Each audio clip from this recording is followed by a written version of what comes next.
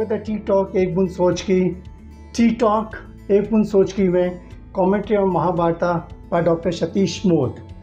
Sir, thank you again for being part of this show. Dr. Satish Mode is the author of a best-selling book Discover the Arjuna in You, और उन्होंने last time अमृत मंथन के ऊपर story बताई थी। Sir अभी इसको हम आगे लेके चलते हैं यहाँ से। पिछले एपिसोड में अमृत मंथन की कहानी भी सुनी थी और उसके बाद के एपिसोड में हमने परीक्षित को तक्षक सांप ने काटा और उसकी मृत्यु हो गई, ये कहानी भी सुनी थी।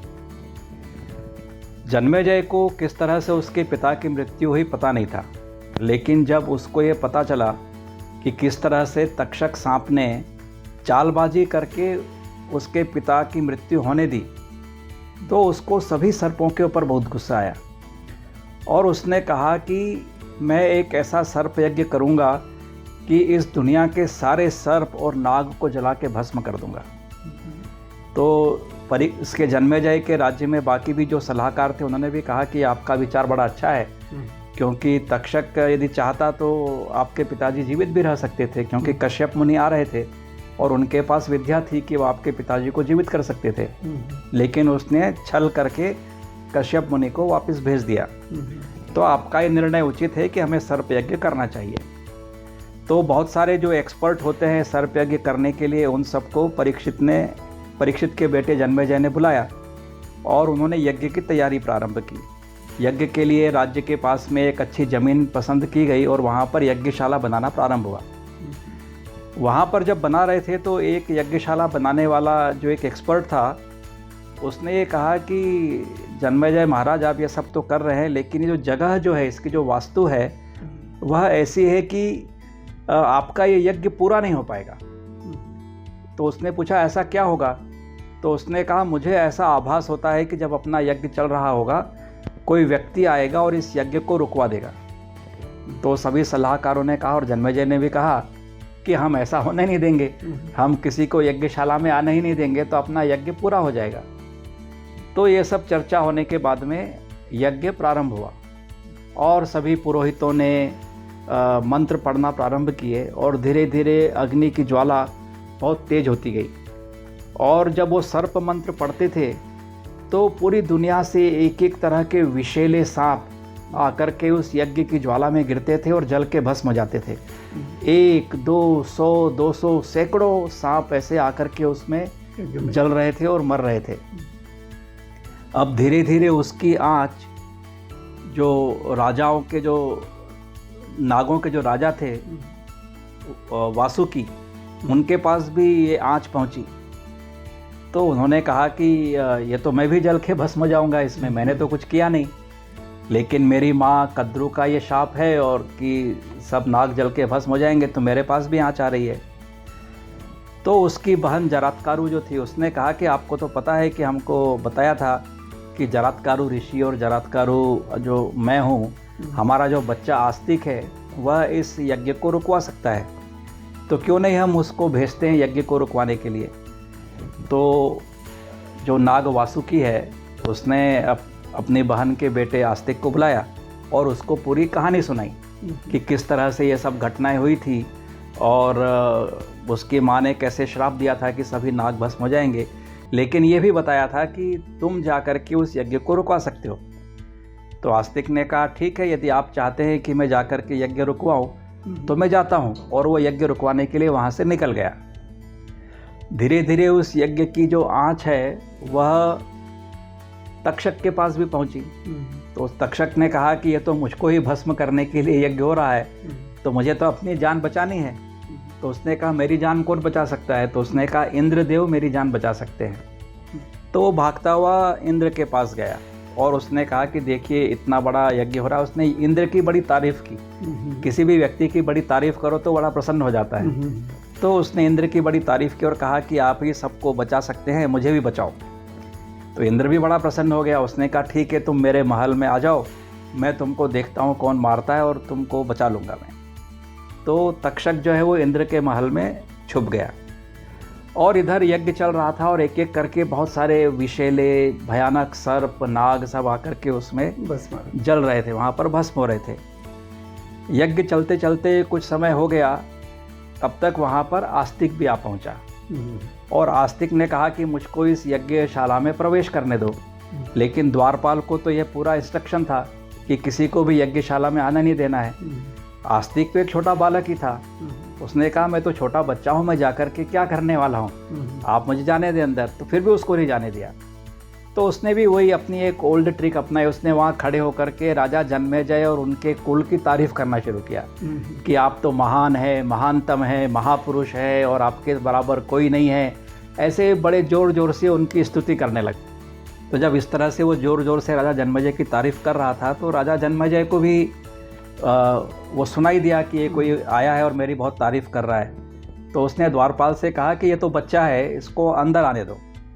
और वो आस्तिक अंदर पहुंचा और अंदर आकर के उसने राजा जन्मेजय की और स्तुति और उसके जो बड़े बड़े जो महान कर्म थे उसके बारे में बताने लगा।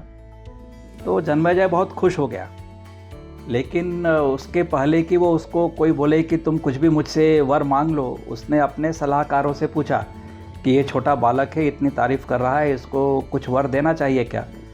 तो उन्होंने कहा कि महाराज ये तो अपना यज्ञ चल रहा है और इतने सारे सर्प आकर के यहाँ पर गिर रहे हैं, थोड़ी ही देर में तक्षक भी आकर के इसमें भस्म होने वाला है। तो जब आपकी इच्छा पूरी हो जाएगी उसके बाद में आप इसको वर दे सकते हैं। तो जन्मेजय उस आस्तिक से बात करता रहा और यज्ञ चालू रहा और धीरे धीरे बहुत सारे और सांप आकर के उसमें जलते गए, लेकिन अभी भी तक्षक नहीं आया था। तो उसने पूछा कि भाई ये तक्षक अभी तक क्यों नहीं आया। तो वहाँ पर जो कुछ बड़े जानकार थे उन्होंने ध्यान लगा करके देखा तो उन्होंने बताया कि ये तक्षक जो है वो तो इंद्र के महल में छुपा हुआ है और इसके कारण वो यहाँ आकर के भस्म नहीं हो रहा है। तो जन्मेजय को बड़ा गुस्सा आया। उसने कहा अच्छा ऐसी बात है। उसने कहा कि तुम मंत्र की शक्ति और तेज कर दो, यदि इंद्र को तक्षक के साथ में भस्म करना पड़े तो इंद्र को भी भस्म कर दो। और सभी लोगों ने और जोर जोर से मंत्र पढ़ना शुरू किया। तो इंद्र भी उससे बच नहीं पाया क्योंकि तक्षक उसके साथ में था। वो भी खिंचा हुआ यज्ञ भूमि तक आया। जब वो वहाँ तक आ गया तो उसको लगा कि अभी तो ये भी भस्म हो जाएगा। और तक्षक जो है वो उसके कपड़ों के बीच में एक छोटा सा सांप बन करके छुपा हुआ था और धीरे धीरे तक्षक को मूर्छा आने लगी थी और तक्षक को लगा कि अभी तो मैं गया। जब आस्तिक ने देखा कि स्थिति बहुत ही भयावह होती जा रही है तो उसने राजा जन्मेजय की फिर तारीफ़ करना शुरू किया और उसने कहा कि अभी तो आपका काम लगभग पूरा होने आ ही गया है, अभी तो आप मुझे वर दे दो। तो जन्मेजय ने कहा चलो ठीक है, तुम्हें क्या वर चाहिए। जब तक वो ये बात कर रहे थे तब तक तक्षक जो है वो इंद्र के कपड़ों से निकल करके हवा में पहुंच गया था और आग के उसमें गिरने ही वाला था। तो उसी समय उसने आस्तिक से पूछा कि तुमको क्या वर चाहिए। और आस्तिक ने कहा कि मैं चाहता हूं कि ये यज्ञ तुरंत बंद हो जाए। और जैसे ही उसने ये कहा तो वर तो पूरा होना ही था, तो यज्ञ बंद हो गया और तक्षक जो है वो हवा में वहीं पर लटक गया। थोड़ा सा कुछ क्षण और होते तो तक्षक उसमें जल के भस्म हो जाता। और जन्मेजय ने भी कहा कि अभी तो तक्षक वहाँ तक पहुँच ही गया है, वो तो गिर के मर ही जाएगा। लेकिन जैसे ही यज्ञ समाप्त हो गया तो उसका जो अट्रैक्शन जो था उसको जला के मारने का वो समाप्त हो गया। तो तक्षक वहाँ अटका रह गया। तो उसने अपने सलाहकारों से कहा अभी क्या करना चाहिए। तक्षक तो बच गया है, अभी तक वो जला नहीं है और इसने कहा है कि यज्ञ बंद कर दो और मैंने इसको वर दे दिया है कि यज्ञ बंद कर दो, तो क्या करें। तो सभी सलाहकारों ने विचार करके कहा कि आप तो इतने बड़े महान राजा हैं, आपका शब्द तो खाली जा नहीं सकता, तो अभी तो आपको यज्ञ बंद करना ही पड़ेगा। तो जन्मेजय ने भी कहा कि हाँ ठीक है, आप लोगों में से किसी विद्वान ने कहा था कि यज्ञ पूरा नहीं होगा।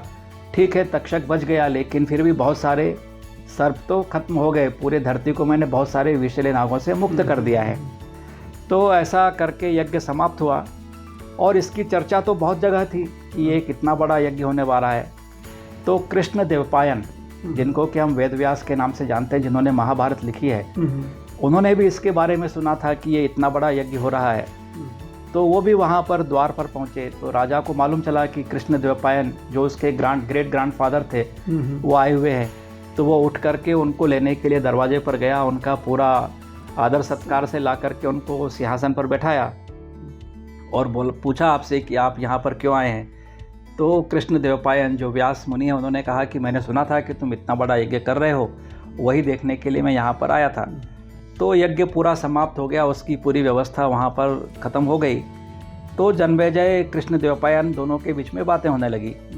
तो जन्मेजय ने कहा कि आपने तो पूरी महाभारत लिखी है, मेरे पूर्वजों में क्यों इतना बड़ा झगड़ा हुआ, किस बात की उनके बीच में समस्या थी, उसके सब मूल कारण क्या थे, आपने तो सब कुछ देखा हुआ है, तो मैं आपसे जानना चाहता हूँ। तो कृष्णद्वैपायन ने कहा कि ठीक है, पूरी महाभारत जो कुछ भी हुई, जो पूरी कहानी है तुम्हारे पूर्वजों की, वो मुझे पता है, क्योंकि मेरे सामने ही सब कुछ घटित हुआ है, मैंने तो सब कुछ लिख दिया है। मेरे साथ में मेरे एक शिष्य वैशंपायन आए हुए हैं, उन्होंने भी सब पूरी महाभारत पढ़ी हुई है जो मैंने लिखी है। तो वैशंपायन जो है आपके सभी प्रश्नों का उत्तर देंगे और यहीं पर बैठ करके आपको पूरी कहानी सुनाएंगे। तो ऐसा कहने के बाद में ये पूर्व कहानी जो अभी तक थी कि महाभारत की कहानी क्या है और ये सब क्यों हुआ, यह अभी तक की जो कहानियाँ थी वह उसकी भूमिका थी। और इसके बाद में आगे वैशंपायन जो हैं जन्मेजय को पूरी महाभारत क्यों हुआ, किस लिए हुआ, क्या कारण थे और उसका अंतिम परिणाम क्या हुआ, यह सब कहानी महाभारत की सुनाएंगे। तो आज की कहानी के बाद में वैशंपायन मुनि जन्मेजय को पूरी महाभारत की कथा सुना रहे हैं, वो हम आगे सुनना प्रारंभ करेंगे। नमस्ते। आई थिंक कई बार ऐसा होता है किताबों में आप कहाँ से पढ़ना शुरू करते हो, लॉजिकल लिंक नहीं मिलता है। ये एक मंच ऐसा है टीटॉक एक पूर्ण सोच का, जहाँ पे डॉक्टर सतीश मोद जी ने हर एक कहानियों से शुरू की थी और कैसे हर एक कड़ियाँ जोड़ रहे हैं। आई एम श्योर जितने टारगेट ऑडियंस उनको सुनते होंगे उनके लिए महाभारत की जर्नी बहुत ही आसान हो जाएगी समझने के लिए। Sir, thanks a lot for being part of this show. Thank you very much.